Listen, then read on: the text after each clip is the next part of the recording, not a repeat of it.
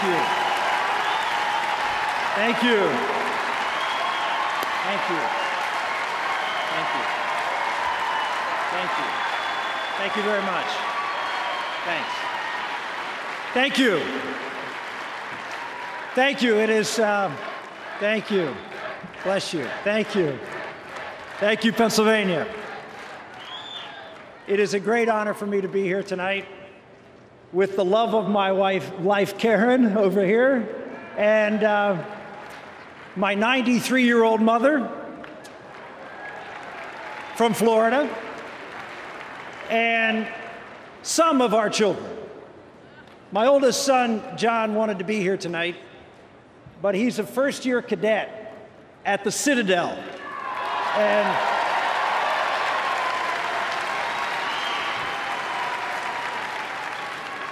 so I just want to say to you, John, proud of you, son. Thank you. I am a first-generation American. At the age of 7, my dad came to Johnstown, Pennsylvania, from the mountains of northern Italy, on a ship named Providence. How providential that one day his son would announce for president just down the road from the deep mines where his father, my grandfather, mined coal till he was 72 years old. When my grandfather died, I remembered as a kid kneeling at his casket and not being able to take my eyes off his thick, strong hands. Hands that dug his path in life and gave his family a chance at living the American dream. Working the mines may not have been the dream he ever dreamed. I never dared to ask him. But I think his answer would have been that America gave him more than he had ever hoped. America believed in him. That's why he believed in America.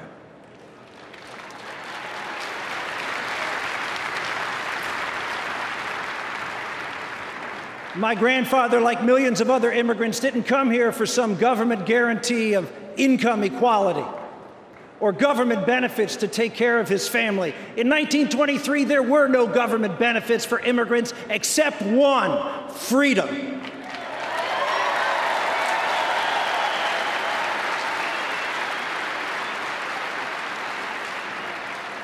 Under President Obama, the dream of freedom and opportunity has become a nightmare of dependency, with almost half of America receiving some sort of government assistance.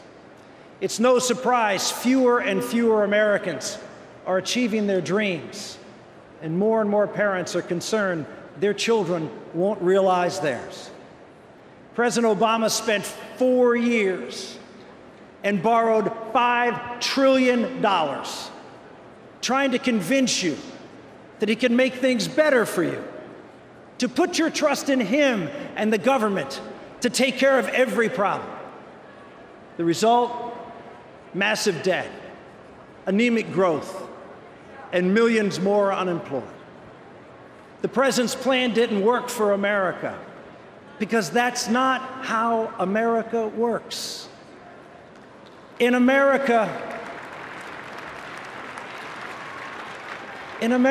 we believe in freedom and the responsibility that comes with it to work hard to make the dream of reaching our God-given potential come true. We believe it because it still works.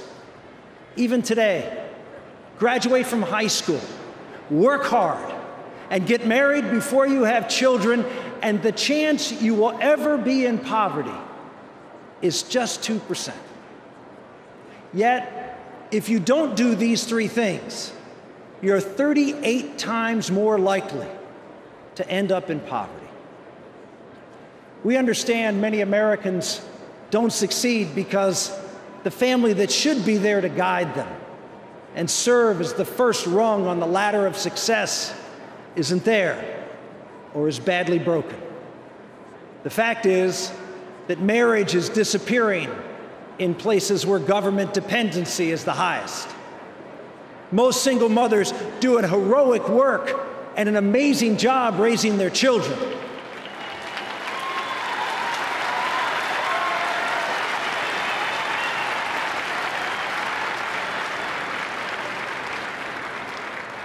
But if America is going to succeed, we must stop the assault on marriage and the family in America today.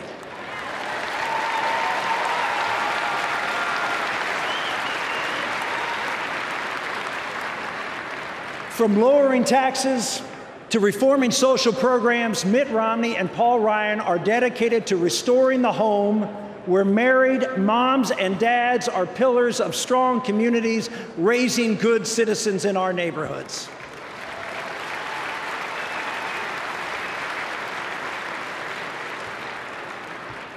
A solid education should be the second rung on the ladder to success, but the system is failing.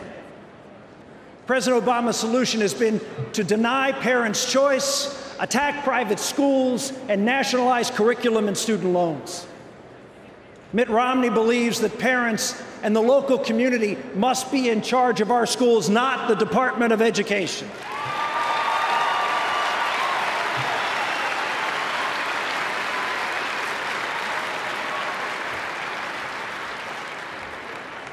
Yet we all know there is one key to success that has helped people overcome even the greatest of obstacles: hard work. That's why work was the centerpiece of the bipartisan welfare reform law. Requiring work as a condition for receiving welfare succeeded. And not just because the welfare rolls were cut in half, but because employment went up, poverty went down, and dreams were realized. It's a sturdy ladder of success that is built with healthy families, education, and hard work.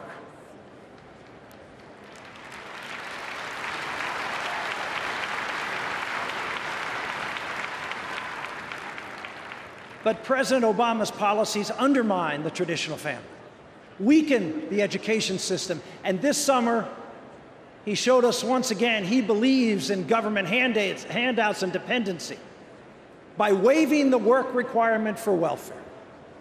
Now, I helped write the welfare reform bill. We made the law crystal clear. No president can waive the work requirement.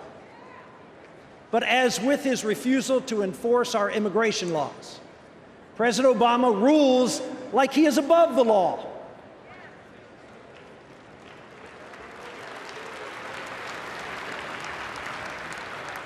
Americans, take heed.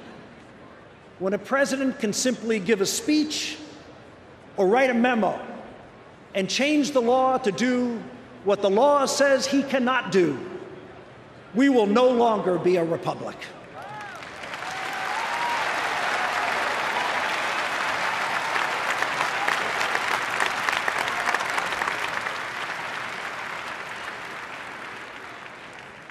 Yet as my family and I crisscrossed America, something became so obvious to us.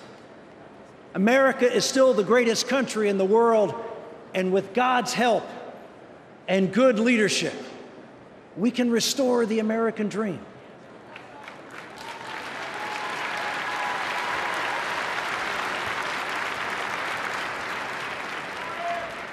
Why? Because I held its hand. I shook the hand of the American dream, and it has a strong grip. I shook the hands of farmers and ranchers who made America the breadbasket of the world, hands weathered and worn and proud of it. I grasped the dirty hands with scars that come from years of labor in the oil and gas fields, mines and mills, hands that power and build America and are stewards of the abundant resources that God has given us.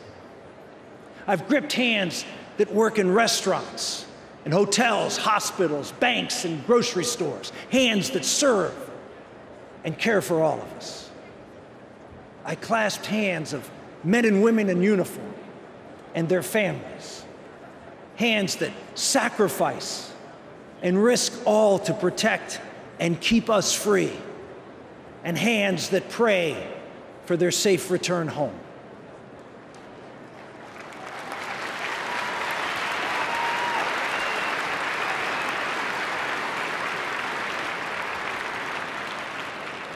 I held hands that are in want, hands looking for the dignity of a good job, hands growing weary of not finding one, but refusing to give up hope.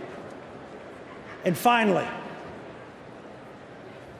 I cradled the hands, the little broken hands of the disabled, hands that struggle, hands that bring pain, hands that ennoble us and bring great joy. They came to see us. Oh, did they come to see us when they found out that Karen and I were blessed with caring for someone special too, our Bella.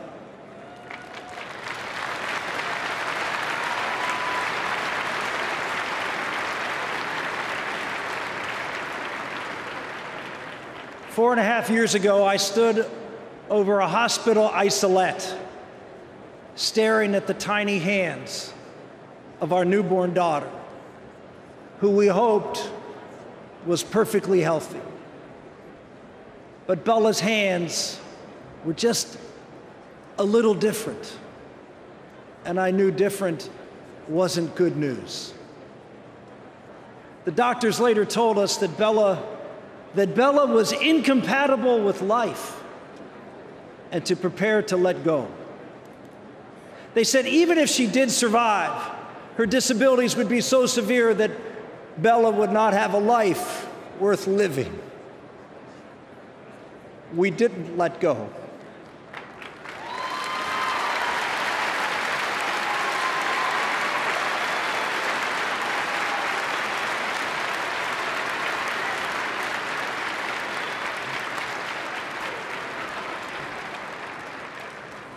Today, Bella is full of life, and she has made our lives and countless others much more worth living.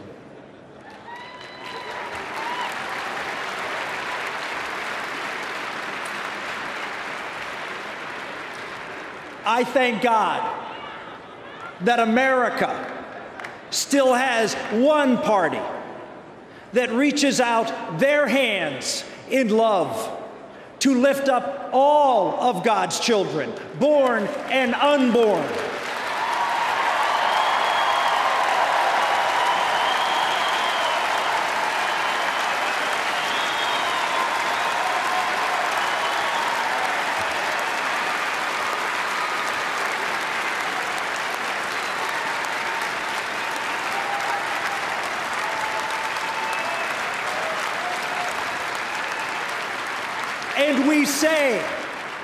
And we say that each of us has dignity, and all of us have the right to live the American dream.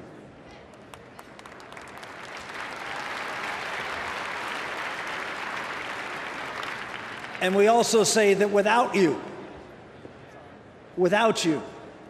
America is not keeping faith with its dream that all men are created equal and endowed by their Creator with the right to life, liberty, and the pursuit of happiness.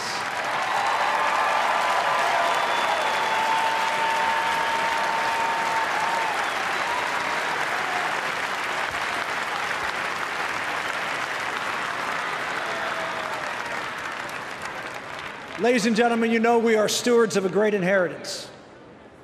In November, we have a chance to vote for life and liberty, not dependency. A vote for Mitt Romney and Paul Ryan will put our country back in the hands of leaders who understand what America can, and for the sake of our children, must be to keep the dream alive. Thank you, and God bless you, and God bless America. Thank you. Thank you.